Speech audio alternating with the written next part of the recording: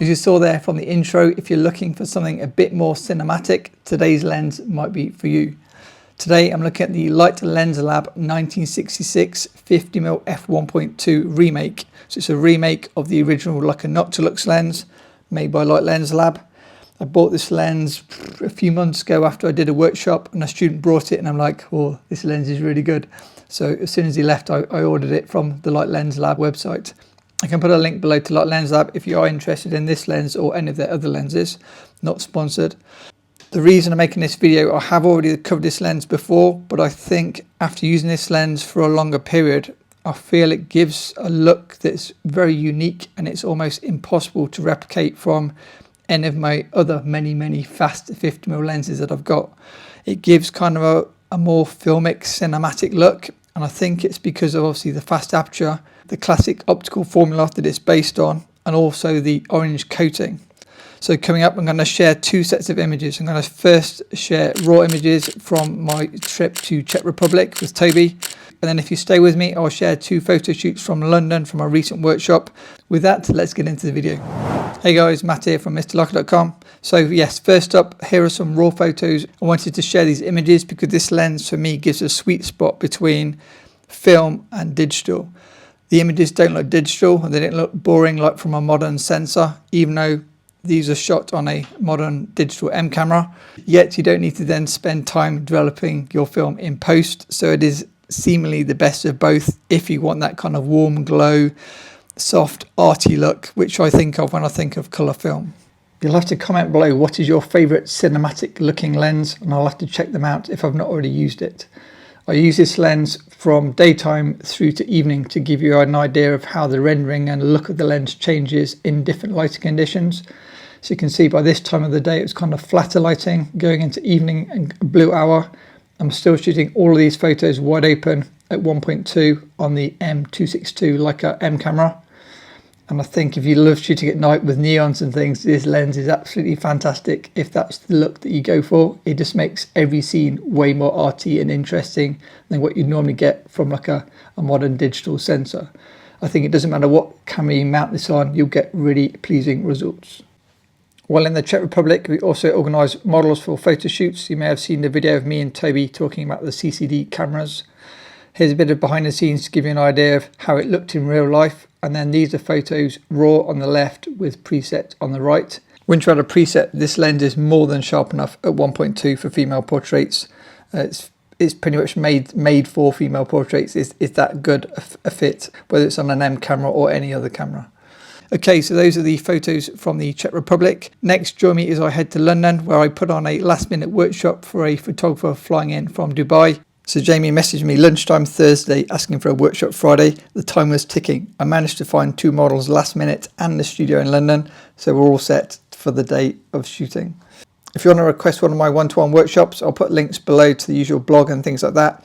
I highly recommend model photography if you've never tried it. It's a huge amount of fun. So here you can see photos. So I'm showing raw and raw plus presets so you can see the difference. I'll just slap on one of my black and white presets in this example, and then I can send the models to Astrid. Here you can see photos with and without flare, so you can see the difference. This is why I love shooting into the lights, to get more flare, to get for me a more creative looking shot. I try to include a bit of behind the scenes to show what it's like on a workshop. As I say, this is a studio in London.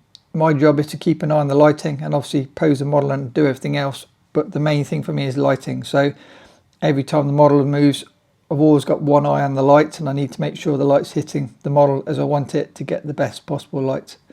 It's a huge amount of fun, and I can't compare it to any other type of photography that I've tried. I can put a link below to my ebook if you'd love the idea but you don't know where to start. Maybe you've already got these nice lenses and nice cameras and you'd love to have a model to photograph, you just don't know where to find them or where to begin.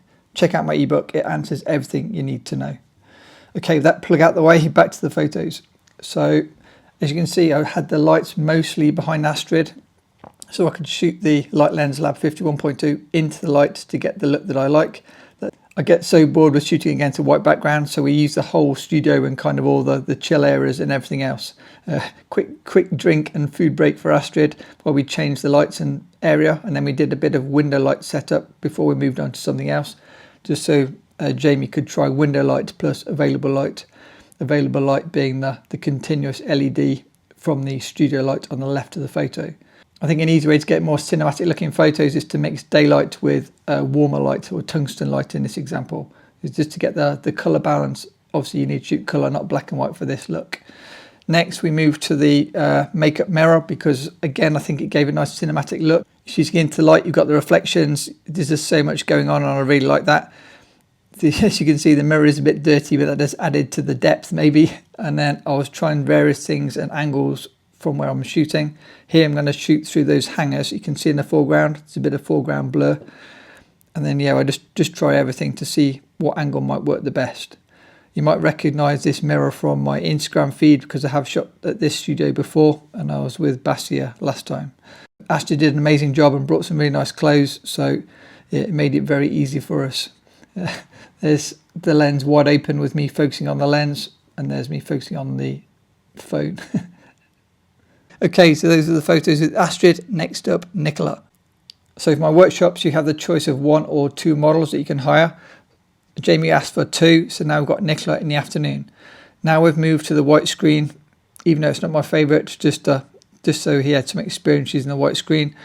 You'll see, oh, it didn't last very long. I think we moved to the sofa because I got bored quite quick.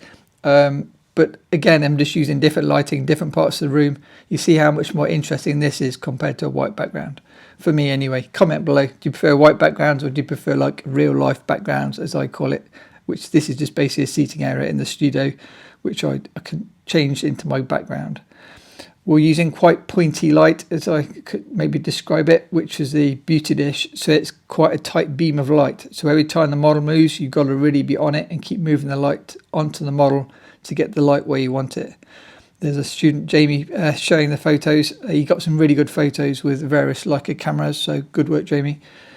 Here again, shooting into the light, but now because the light's diffused, you don't get the same flare as I was getting earlier, shooting into more contrasty light. So just bear that in mind. So on the left, raw photos. All these are now the SL from the London workshop. Sorry, I forgot to mention it. And then these, we did I put a snoop behind her just to give something a bit different. Sorry, these are not all in exactly the same order. And then lights in front, lights behind. And yeah, Nicola did an amazing job. You can see I like the colour ones and the black and white preset ones, but yeah, let me know which you prefer below. Okay, so that's both photo shoots. Now let's quickly look at some of the main characteristics about this lens that really, for me, are the key features when looking at this 1966 and why I use it. Okay, so to recap the lens characteristics, reasons I love this lens: the rendering is fantastic, whether it's portraits or objects in this case. It's sharp enough in the centre, but then has a really smooth buttery out of focus area. You can see wide open at 1.2, there is a bit of glow, and so that makes it look soft overall. It does have heavy chromatic aberration, as you see there, and I just think the look of the lens, you can see there's a bit of swirl from the bokeh from these shots, and the main kind of look I think is the flare, combined I guess with the vignetting. I love vignetting to kind of give a bit of framing to my portraits. And then by shooting this lens at points of light, as you've seen in this video so far, you get this fantastic orange flare. Okay, so what is the conclusion? I have owned this lens, I think, for 3-4 months now. And as I said at the start of the video, it just draws differently to any other lens. I think it works particularly well when you're shooting it into the lights, and I think it'd be amazing if you shot video with this lens. When we have maybe better weather, I'll perhaps put this lens on my Lumix S5 and try and do some more B-roll and things outside to really show the strength of this lens as a video lens, as well as you saw here, for stills. A big thanks to Light Lens Lab for making such awesome lenses at less than Leica prices. If you've owned this lens or if you like this lens, let us know in the comments what you think. If you do own the Light Lens Lab Speed Pancro 2, I do feel this is more cinematic than the Speed Pancro. I did own that lens, and for me this one is definitely better, but obviously it's a higher price tag as well. I'll put a link below to Light Lens Lab if you want to check out the prices. As always, a huge thanks to my amazing patrons. And if you're interested how this lens compares to the Leica version, I'll link a video here for the Leica version and also the original full review of the Light Lens Lab here.